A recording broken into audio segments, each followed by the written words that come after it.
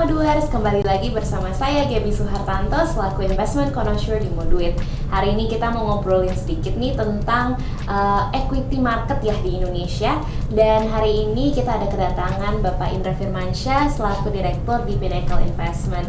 Thank you Pak Indra sudah hadir. Sama-sama. Ya. Dan mungkin saya mau tanya sedikit dulu nih Pak, kalau kita lihat kayaknya IHSG ini dari berapa bulan kemarin nggak kemana-mana dan malah turun nih, udah deket ke level support, udah di 6.500-an ya.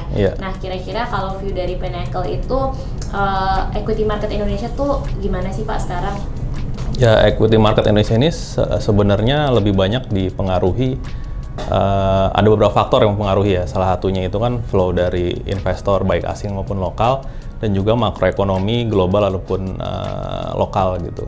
Nah kalau kita melihat keadaan makro secara global kan kalau kita awal tahun itu memang cukup buruk ya, di mana Fed menaikkan suku bunga, perang di Ukraine, dan juga terakhir ini kan yang debt ceiling juga gitu. Nah cuman kan akhirnya semuanya kurang lebih clear ya.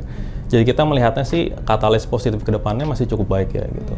Dan kalau kita lihat flow dari asing pun yang masuk ke Indonesia juga cukup lumayan. Walaupun mayoritas masih ke obligasi ya, tapi untuk di equity pun masih cukup besar gitu.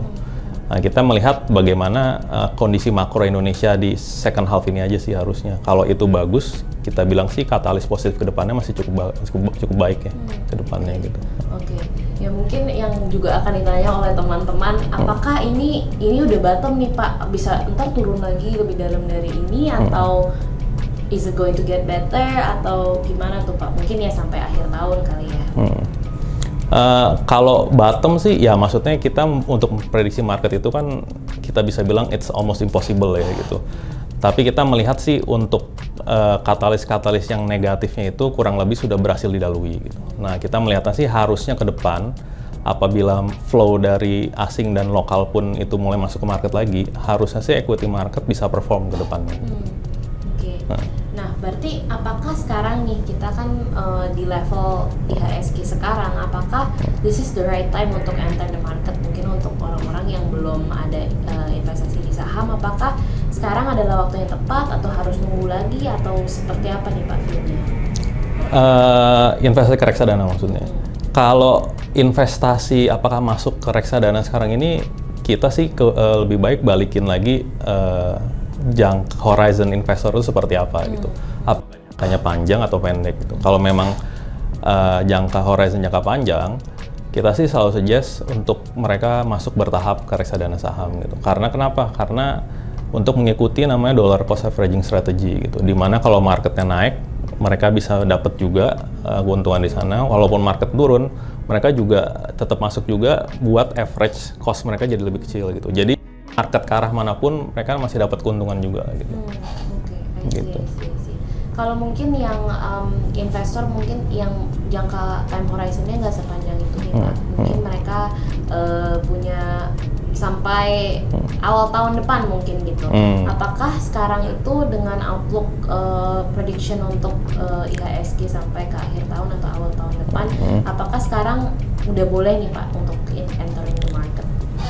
Kalau saya bilang sih nggak ada salahnya ya gitu. Tapi kalau balik lagi, kalau ke investor yang masih kurang nyaman, ya mungkin mereka bisa masuk dulu ke money market fund gitu, sampai melihat ada pergerakan yang positif di market, baru switching lagi ke reksadana saham gitu.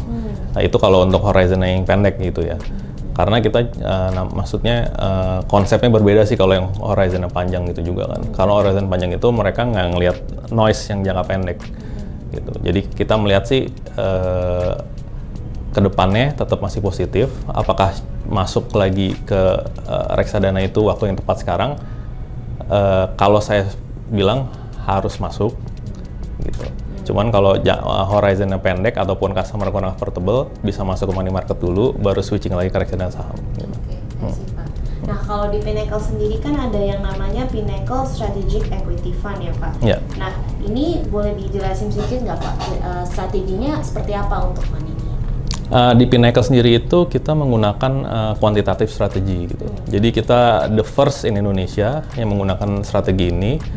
Jadi kalau boleh sedikit menjelaskan, sedikit berbeda dengan strategi-strategi yang digunakan oleh MMI lain, di mana mereka lebih banyak fokus ke fundamental ya. Nah, kenapa kita berbeda gitu? Karena kita memiliki dataset yang sangat panjang gitu. Dari mana dari dataset itu kita melakukan analisa, kita melihat faktor-faktor apa gitu yang bekerja di market Indonesia gitu. Nah, kita sudah melihat itu, kita sudah analisa dan melihat ada 4 faktor yang bekerja. Itu ada value, momentum, earning volatility, earning dan volatility, 4 itu gitu. Nah, dari sana kita bikin namanya juga universe saham kita gitu. Dari universe saham itu kita filter menggunakan tadi risk model kita yang 4 faktor itu. Nah, terpilihlah saham-saham yang terekspos ke 4 faktor itu gitu. Karena saham-saham ini yang memberikan yang salah satu reason kenapa IHSG bisa naik lah ibaratnya seperti itu gitu. Nah, dari sana itu kita juga menggunakan optimisasi kita untuk menentukan pembobotan di portfolio reksadananya gitu. Jadi bobot yang optimum itu seperti apa sih gitu. Karena belum tentu saham yang performanya bagus kita kasih bobot paling gede itu menjadi hasil yang bagus gitu. Bisa saja malah menambah resiko yang malah kedepannya bikin performanya jatuh gitu. Nah, dari strategi kita seperti itu untuk Pinnacle Strategic Equity Fund. Tadi faktornya 4 ya Pak. Value, yang kedua apa? Momentum, earning dan volatility. Ya. Nah, kalau dari 4 ini boleh dielaborate sedikit nggak Pak? Artinya tuh apa? Mungkin buat teman-teman yang belum terlalu pandai ya di equity market itu kira-kira boleh jelasin dikit nggak Pak? 2 metrik itu sebenarnya apa? Sebenarnya sih penjelasannya kalau detailnya itu derivatifnya banyak banget gitu. Jadi selama ini yang kita tetap pakai data fundamental.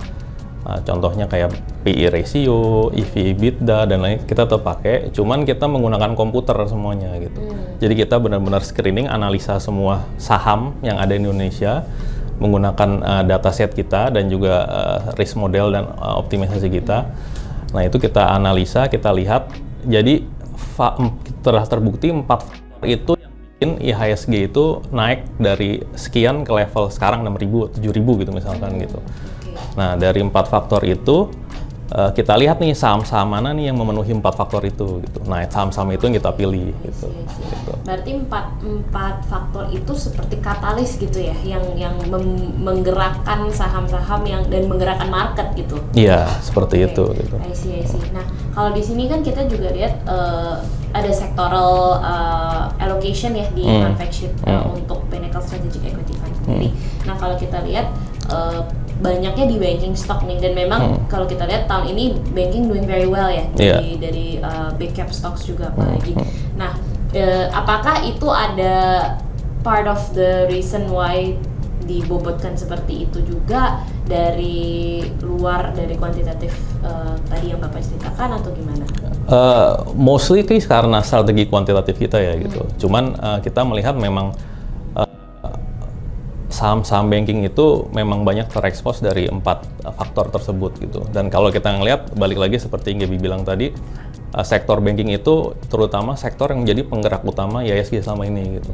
Nah, jadi memang dari strategi yang disebutkan berarti memang saham-saham banking itu memang terekspos ke 4 faktor itu dan memberikan katalis positif yang menggerakkan IHSG sendiri gitu kan.